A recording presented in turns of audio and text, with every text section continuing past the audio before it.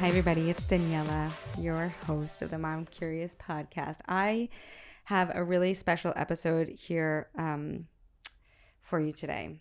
And what I'm going to do is I'm actually going to hand over the host position to my friend Ariel Stein. You probably remember her from the first season of our show where she came on and just, blew our hearts open. Like the sweet Jewish mommy that she is.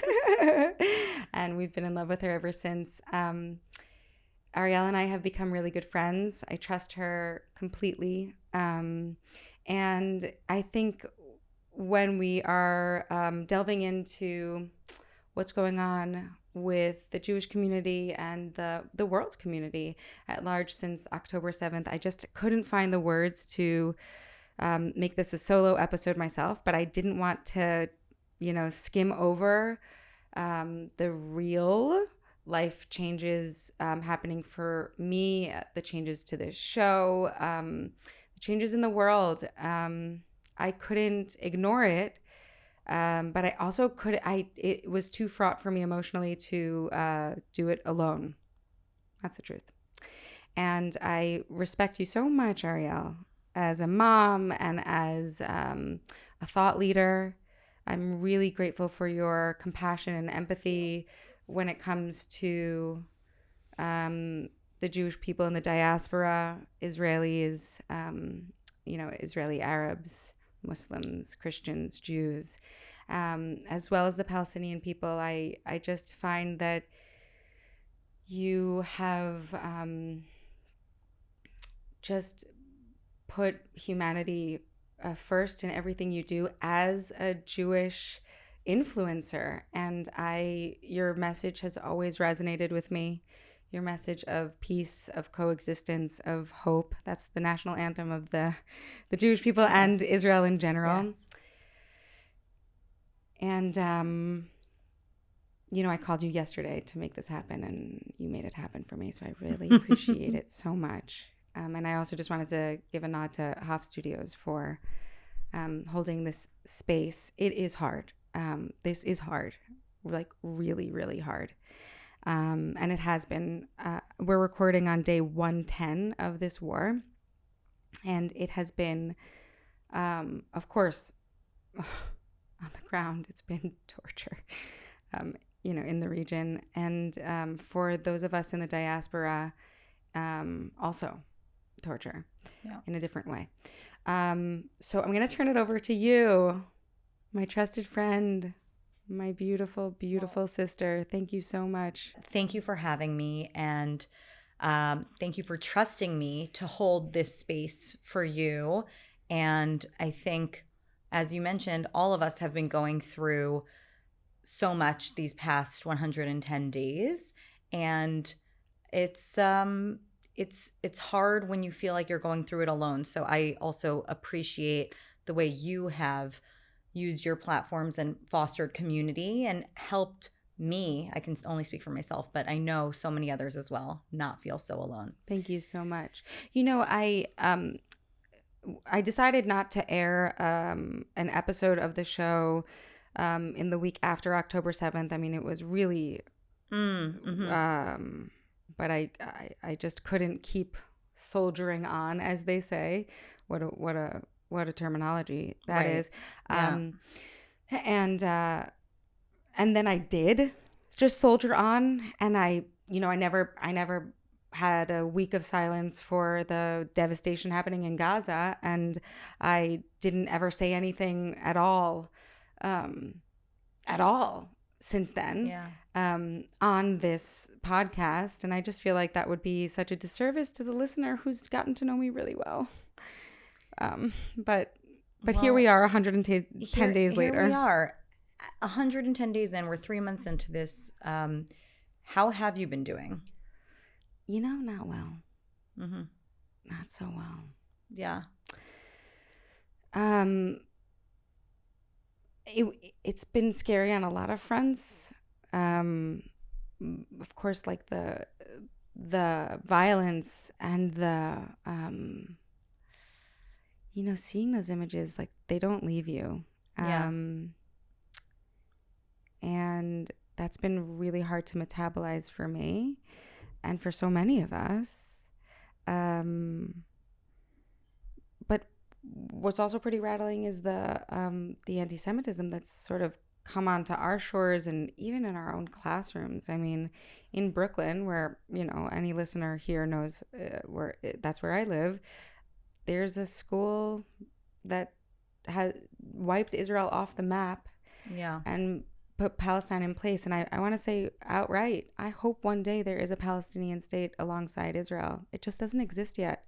And if we're teaching pre-K students until their 5th grade that Israel doesn't exist, that's millions of Jews that don't exist in those people's minds.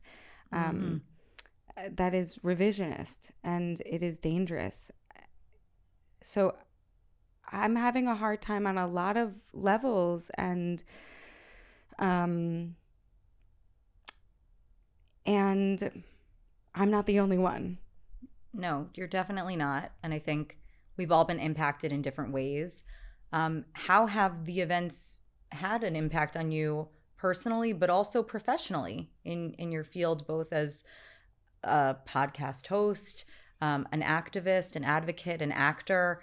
Has it had an impact on your work? Yeah, it has. I mean, a lot of my programming on my social media channels have been just resharing and educating to the best of my ability around anti-Semitism, which is like, I guess it could be considered a passion, but also I just wanted to be a storyteller. Like, I just wanted to be an actor. I just wanted to like have a podcast that brings mothers of all stripes together, you know? Like, I feel there's a real pit in my stomach around the fact that like somehow every Jewish person needs to advocate for their very existence, you know? Absolutely. How awful. Well, you have actually been doing, I think, such a beautiful job of storytelling through your own personal experience. Oh, thanks. And I have really loved understanding what's happening globally through the lens of you as a person and your family's history. Yeah. So I'm wondering if you can talk a little bit about, we're taking a step back for a second, but why Israel is so important to you. Sure. Thank you so much. Ariel, you're really good at this. As I wipe the sweat off my forehead. Thank you. Okay, so why is Israel so important to me? My parents are Israeli. My grandparents on my father's side have lived in Jerusalem. They've since passed, but they're gone. But they've lived in Jerusalem for generations. My grandfather actually was born in Iran, but when he was a teenager, he walked on foot to Jerusalem. Wow. Yeah, but my grandmother had been there her entire life. This is you know, this is pre-1948. Yeah, this is during the British Mandate. There were Jews there for a very long time. Okay. They were, you know, Sephardic. I think it's worth noting that this idea that Jews are white just doesn't apply. It doesn't apply to any of us. The reason why many of us look white is the unfortunate reality of rape that happened for a long time because of the persecution of Jews and the literal miraculous nature of our existence. But my grandparents were definitely not white. They were Middle Eastern Jews who lived in Jerusalem. Much of my, my childhood was spent in Jerusalem. My mother's from Haifa. Her parents survived the Holocaust, and they didn't have a place to go home to, quote unquote home. Their home was in Eastern Europe, where they had been for generations, where my great-grandfather served in the Austrian army. He was a proud European man. Wow. And that did not save him from Hitler. And so they, moved to Haifa, where they built the state of Israel, essentially, and their lives back up again. So Israel is a huge part of my life, specifically my life. I mean, Israel saved my life. If there was no Israel, there would be no me. You wouldn't be here. Yeah. My father, fought in the Yom Kippur War, survived by the skin of his teeth. And here I am. I mean, if there was no Israel, there would be no me, and I am one of millions. Yeah. Not that many millions, actually. There are only how many millions of Jews in the world? Oh, what's the number now? Is it 15? 15 million? Yeah, maybe. which is still less global. Yeah, global. Though, half of whom live in Israel. So half of the world's Jewish population. Right. So and maybe people don't know that. So I think when you wipe Israel off the map, literally, that's half of our family. And I mean that family. My literal family lives in Israel. They're on the front lines in Gaza. Do you still have family there? Yeah, my cousins. Okay. Yeah, he was drafted to the reserves right as his first baby boy was being born. I have 6 first cousins there. My aunt, my uncle, other aunts and uncles that I'm not as close to, but these are people that I grew up with. I mean, your family's story is actually not unique. What makes yours unique is that you have Ashkenazi, so the European side that's your mom's side, and then the Mizrahi, the Iranian and Middle Eastern, North African Jewish side from your dad's side. And they found each other in Israel. Yeah. So I think for many, I mean, we're all descendants. Our ancestors were expelled or had to forcibly leave their homes. And I think your family's story is actually a great teachable moment about Jewish history. Yeah, which is being erased. And I think you and I both agree on this, and I'm pretty sure that the listener might as well.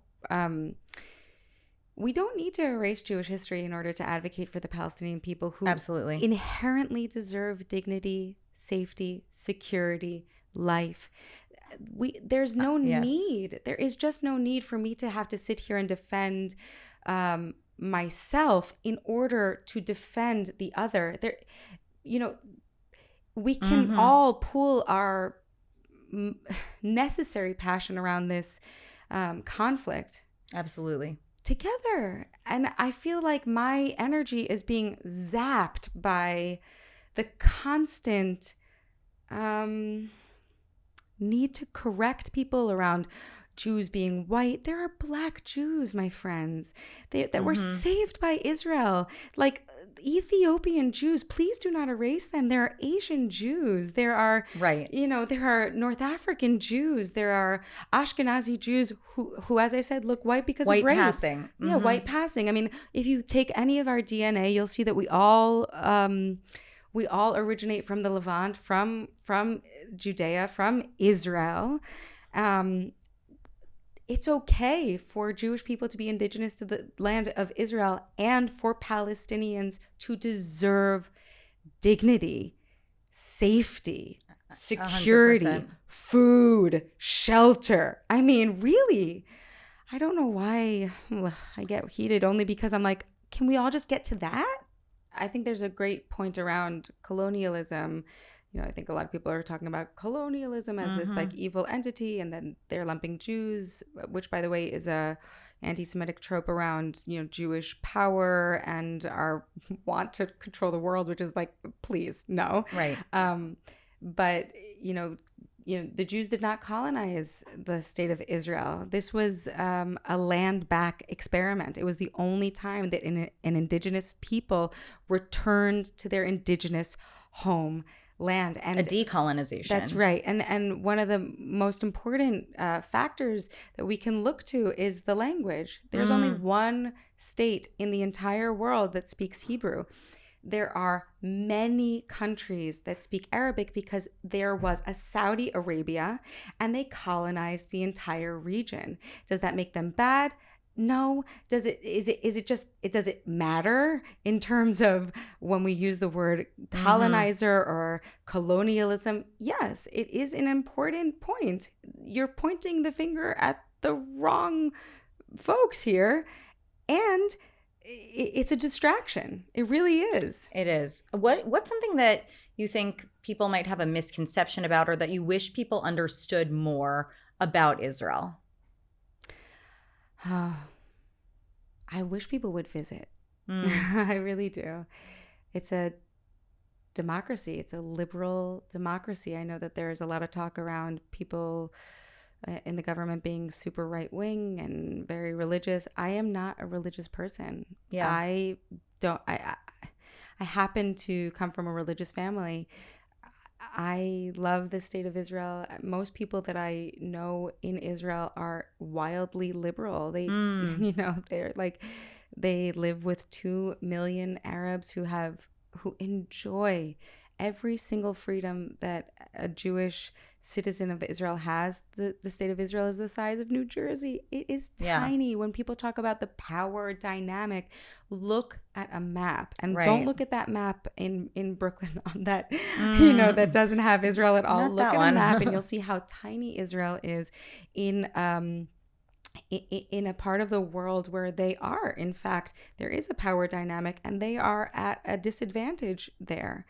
Right. When we zoom out, you know, of the map that everyone sees where, you know, there's Israel, the Palestinian territories, the West Bank and Gaza, and you're saying zoom out and see the region and how tiny Israel is. Yeah. I wish people would know that. Yeah. I wish people would, you know, would understand that that you know me, you're listening to my podcast, you know Ariel. I thank you for continuing to be my friend. It means a lot to me, but most people don't know Jews. Yeah. They just don't know them. And so it's very easy to look at a holy text or to read the news and to really think of these people as unicorns, as fairies, as, you know, like Jesus came from the Jewish people. That is a really high bar, my friends. I'm sorry. I'm just a person. Yeah. Those people who live in Israel are just people. And I want to sort of burst that bubble for my friends who are listening who really have never met a Jew, or who can pass this on to someone who has never met a Jew, which is most of the world. Most of the world. Right. We just said we're 15 million people. That's about 0.2% of the global population. Of the global population. Yeah. And yet we are, the narrative of the Jews is in nearly all, you know, holy texts. Yes. Certainly when it comes to Christianity and Islam, we are all over your news feeds. Right. You know, we are mythical characters to so many people, and I am skin and bones. And I think what's also important and what you're getting at too is Jewish people are not a monolith. And you mentioned in Israel that you have a lot of friends who are liberal, identify as progressive. Some are religious, many are secular, and the whole spectrum exists. We are certainly not one thing in the diaspora either. And there is, what's the expression, the joke that people say, 2 Jews, 3 opinions. Yeah, I mean, if you look at the Talmud, by the way, which is one of our ancient texts, it's like one line of scripture and then 5 pages of commentary and opinions. I mean, of contradictory opinions. That's like the whole fun of being Jewish, is that we can hold many complexities and have been taught to, actually, in our culture. Yes. So I guess I'm wondering, you know, we're seeing a lot of denial about the massacre on October 7th. We're seeing denial of the sexual violence that took place, and UN Women and other international organizations taking months to acknowledge, when we, you know, with other incidents have seen much faster response time and at the very least acknowledgement. I guess, what would you say to people who deny what happened on October 7th and are failing to acknowledge the suffering and the violence that took place, and also the hostages? We should mention that there are over 130 people being held right now, civilians in Gaza, 110 days into this. I guess, what is your take, and what would you say to people who deny that this happened? I speak to mothers, and I would hope that we are raising a generation who doesn't need to erase history, even if it was only 110 days ago, in order to have empathy. I hope that we can raise a generation, and that we can be a generation who could acknowledge that October 7th was horrific, and that it is hard to believe that people could be so barbaric and cruel and film it themselves. It is hard to believe. In the same way that it is hard to believe that there was systems in Nazi Germany that extinguished Jews by the thousands daily for years. It is hard to believe, and it is true.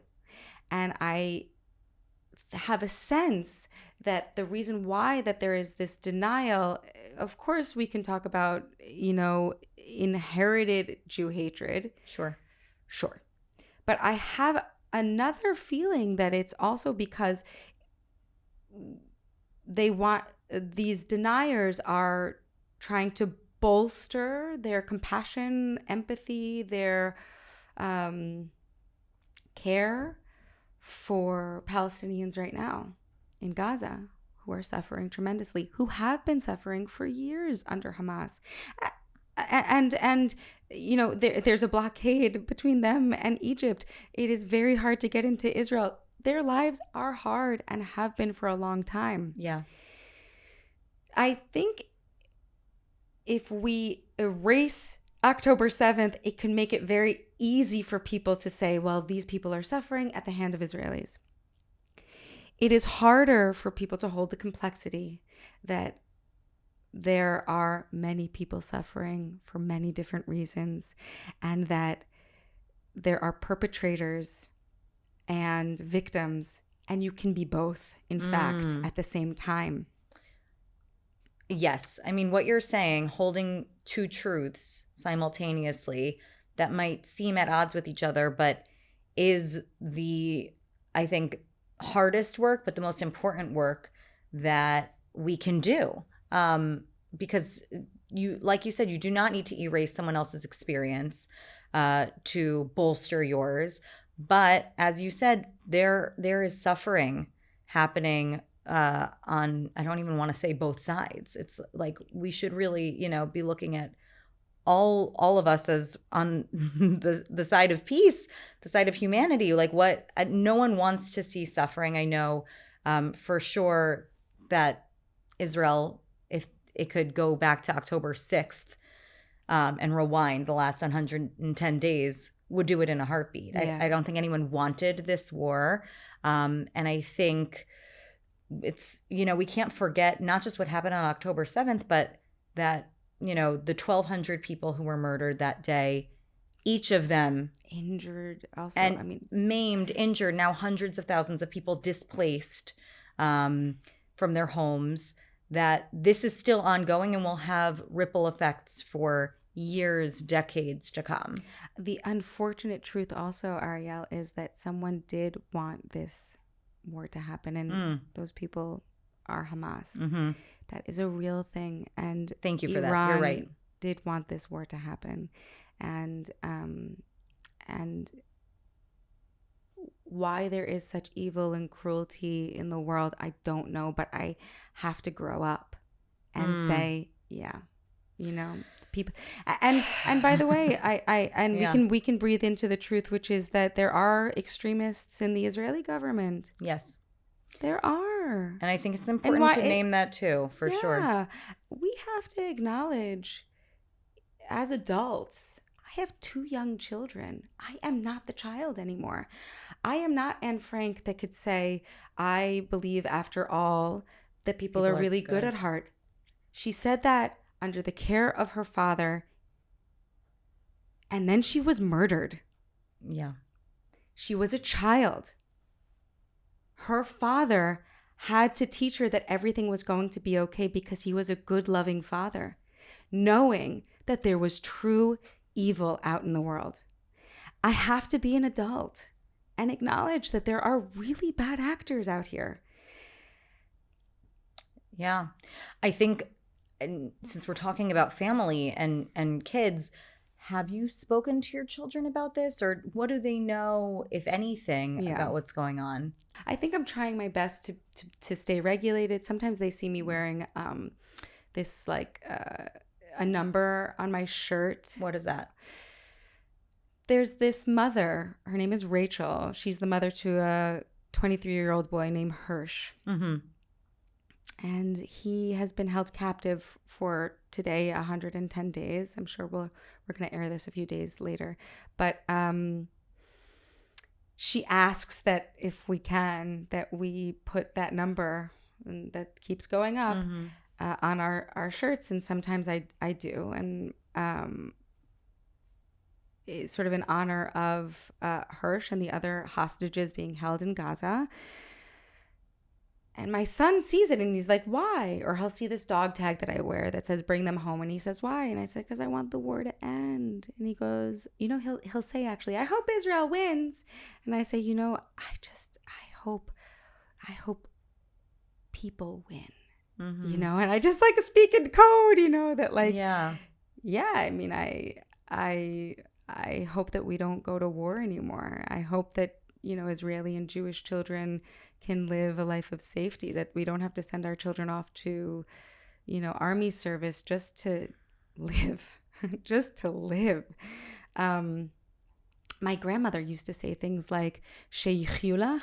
She would say, like, I hope they live for you, that they live, that your children live. That's what her blessing would be when she would meet parents. Sheyichulach. That your children should live.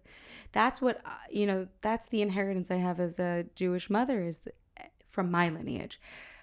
I don't want to put that on him. So I try to keep it light. Oh, I hope humanity wins. I try to be like Anne Frank's father, Otto Frank, where everyone's really good at heart.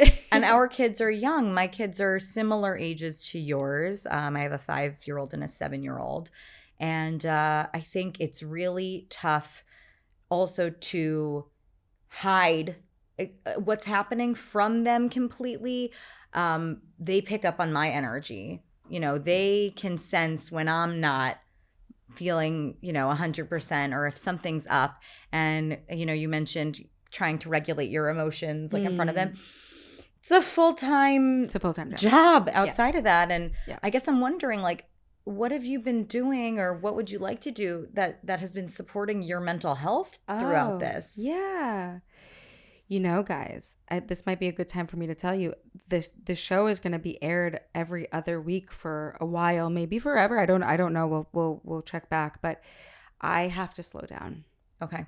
Yeah, I have to slow down, and I have to be more thoughtful. There was a moment when I had batch recorded so many of these episodes, and we aired them, and all of a sudden I would click back to a couple of the guests, and they were spewing a lot of hate, and I couldn't promote the show, even though, by the way, every single one of these episodes that I have ever recorded is quality, is gorgeous. These people have a lot of good things to say, but they're drinking the Kool-Aid just like everybody else.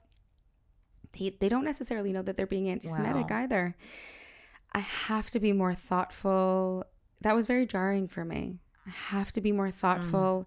I have to really make sure that I can promote these episodes, that I can give everyone the time and the attention that they deserve. I have to slow down. That's what I need to do for my mental health, and for every bit of my my output in this world. I really need to be really thoughtful in a way that I didn't feel like I needed to be before.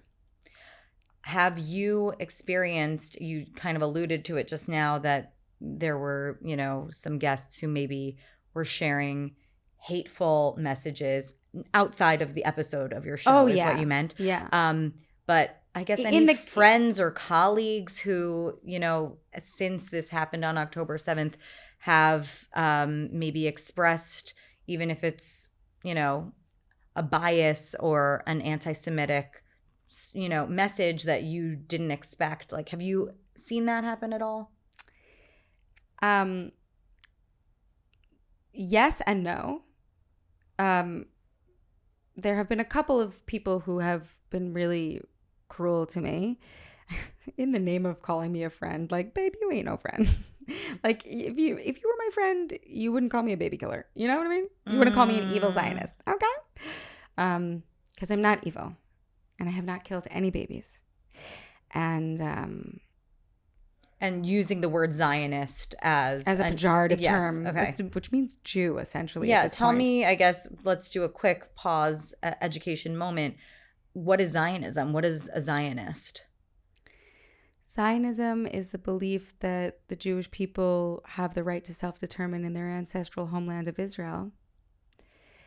To be a Zionist is to support that longing, the way my grandfather walked all the way from Iran to Israel, the way my grandparents were literally saved, housed by Israel after their entire families were gassed and murdered in Nazi Germany. Zionism is being a Zionist means you support a state that will airlift Ethiopian Jews who are being persecuted. Zionists support the state of Israel because not every policy, certainly not every policy. My gosh, hundreds of thousands of Israelis like marched against Bibi Netanyahu for nearly a year this past year. So being a Zionist doesn't necessarily mean that you agree with every policy, just the same way being an American doesn't mean that you agree with every policy. But having a Jewish state is important for the Jewish people. And more than anything, it exists. So this idea that like shouldn't exist would be violence, real violence, because it exists already.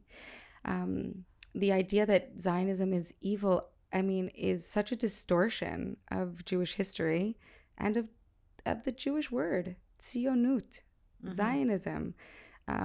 So if someone comes at me using my own really religious and cultural longing and tenant against me, that's not my friend. But my good friends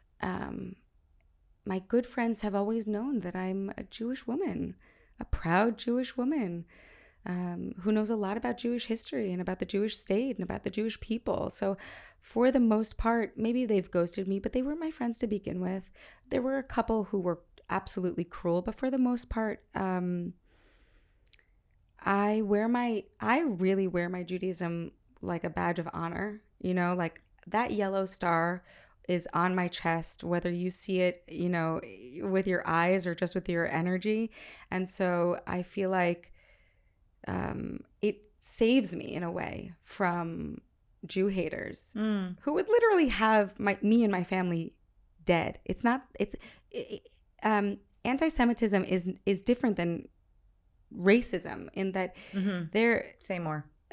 Just that racism is this idea that there's an inferiority, although there was the inferior race that the Nazis sort of during the Holocaust talked about, but that because someone looks different or is inferior to you, and therefore you would use their mostly black and brown bodies for labor and for and to persecute them.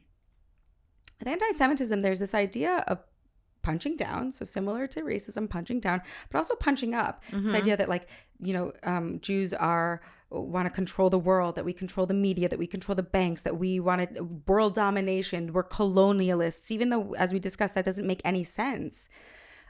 It doesn't make sense, but these conspiracy theories about Jewish control, like that we can be disgusting, we could bring the Black Plague, we could bring COVID, but that we could also be these fairy tale characters in your holy texts and want to dominate the world. It doesn't make any sense, but it has been going on for a good long time. These people want us dead. And I know it sounds so crazy, but the Hamas charter will say it. The Hamas leaders will say it out loud. There are real fanatics, religious fanatics that want Jewish people erased from the face of the earth. I know it sounds crazy, guys. And living in America, or in the West, I should say, it feels it doesn't just sound crazy, but like, oh, that could never happen. Right. And so we go back to this trope about Jews being neurotic. And I will tell you, go listen to one Hamas leader speak. Go to Iran for one day and you'll see them chant death to Jews. Mm-hmm. They mean it. They believe them. But believe them. You know, I think there's this like infantilization of Middle what Eastern. Do you mean? Well, the racism against Middle Eastern people, Jewish people included, Israelis included, is so profound that we don't even believe what they're saying when they're saying it. When Hamas says, "I want all Jews dead," white people, the masses in the West, don't even believe what they're saying. And what they're doing, right? So they don't even believe that October 7th happened because you cannot wrap your head around that level of religious fanaticism, of profound hate. But just because you can't wrap your head around it doesn't mean it doesn't exist. For sure.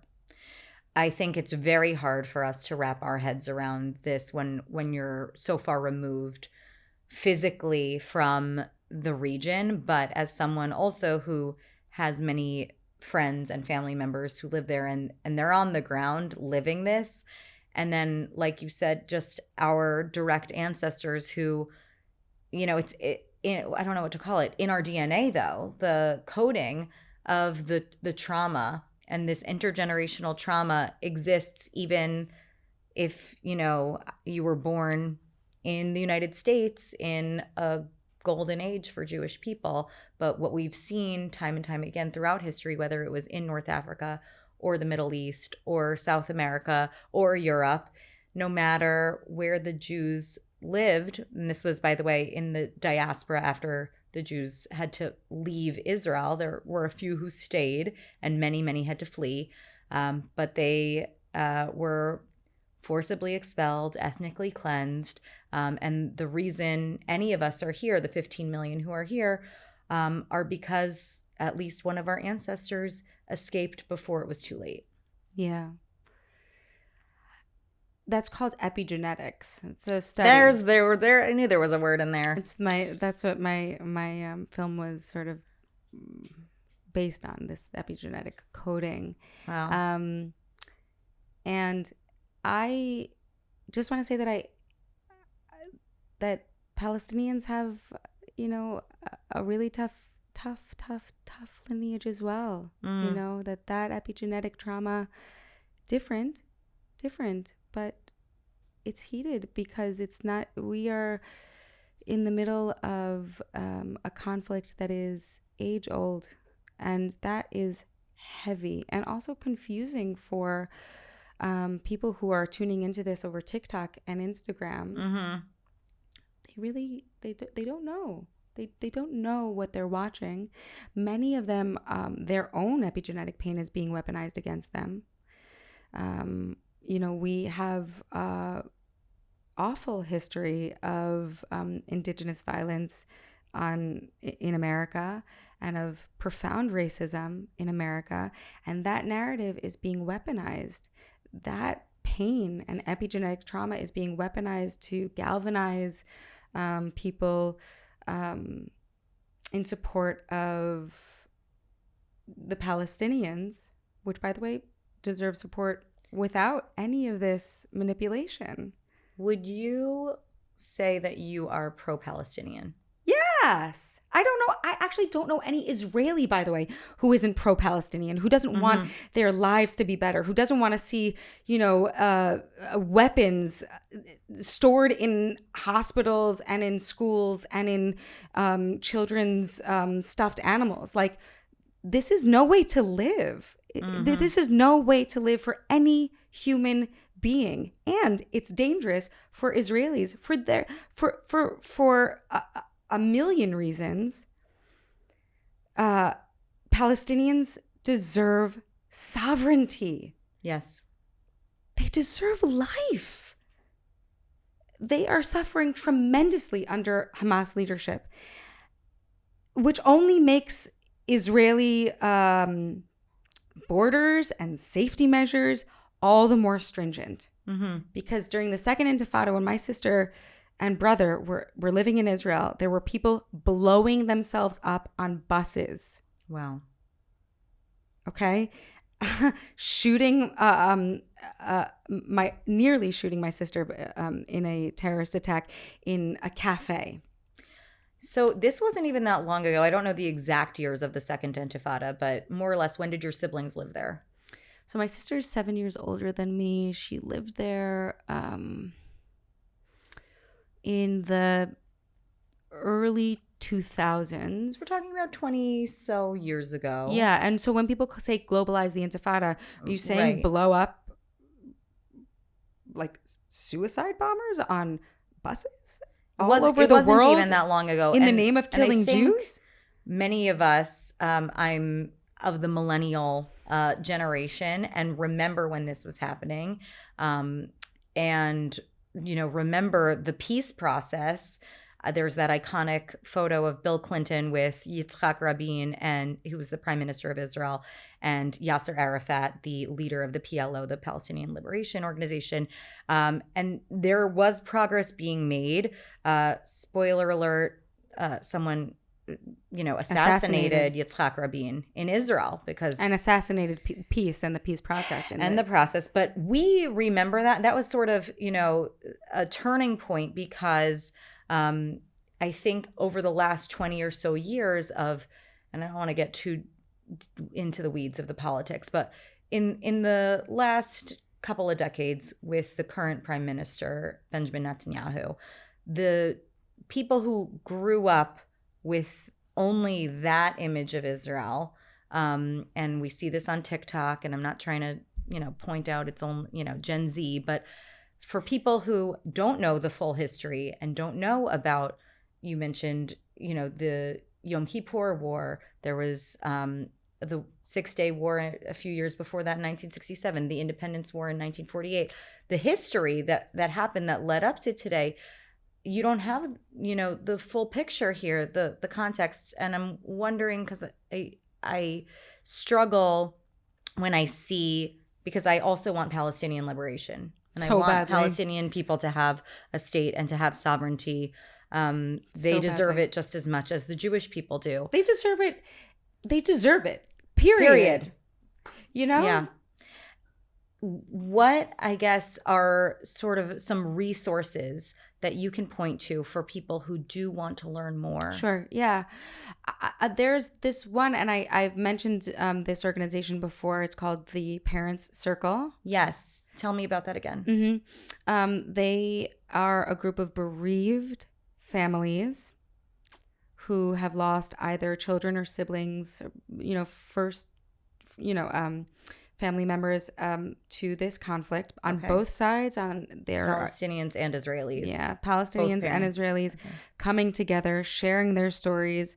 It's beautiful. It's a beautiful initiative. And one of the things that they always talk about whenever they get the mic is, please do not import this problem, our problem, onto your shores. You cannot help us that way. The profound suffering happening in Israel, Gaza, and the West Bank.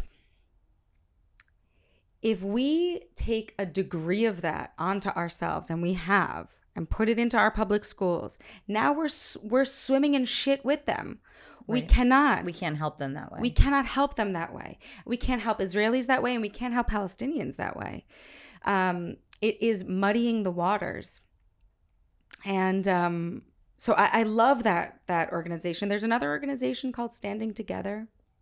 Okay. They also are Israelis and Palestinians coming together, trying to create a new narrative. I've mentioned before that I work closely with the Tel Aviv Institute. Mm-hmm. You have also, and we've had a wonderful community there. And there are lots of resources in terms of education on their social feeds, which I recommend. Do you have any ones that you recommend? These three are great for many reasons, but also because it is this gray area where it's not the black or the white, where you can only support one people's fight for self-determination. The standing together, the parents circle, and Tel Aviv Institute also are showing there is another narrative. There is a third narrative, which is both of our peoples coming together to build a better future for both of our peoples. Yeah. And that we can't do that if we're not acknowledging the suffering and being empathetic to all of the sides. And Chen Mazig of the Tel Aviv Institute is someone who I love learning from, and who is really at the forefront of, I think, educating people in a nuanced way. And I have learned a lot from him. I love following you and learning stories about Israel through your family and your family's history. And yeah, I think we shouldn't only learn on social media. So important to pick up books. Noah There's some Tishby has a crazy book books out there. Yes. But Noah Tishby has a book. I don't know the exact name of the title, but it's like Israel, the Most Misunderstood Country or something like that, which breaks down a lot of information and history, which I think is really helpful. Maybe we can share some other ideas in the show notes after the show, but I want to, thank you for using your platform, both on social media. You totally, shifted to educating and advocating a lot more in the last 110 days, although you were already doing that. But that, the human to human piece, like for people who have never met a Jewish person or a person connected to Israel, I think humanizing the conflict and listening to a person's story goes a really long way to educating and hopefully making a positive impact and a difference. Thank you so much. I really appreciate you. I'm really grateful for all the joy you put out into the world, all the compassion, all the empathy. Hard to feel joyful some days, but I think that's really important for us too. Not only to focus on the trauma and the pain, but also to find Jewish joy and pockets of joy where we can. Yeah. Thank you so much. Well, thank you for sharing your heart with us. And I am praying that, today's day 110, that we can see an end to this current war. Amen. The hostages, please let them and that come the hostages home. may be released, and that we see brighter days ahead. Amen. Hey, thanks so much for listening, everybody. I really appreciate you. We'll see you in 2 weeks. Bye. Bye.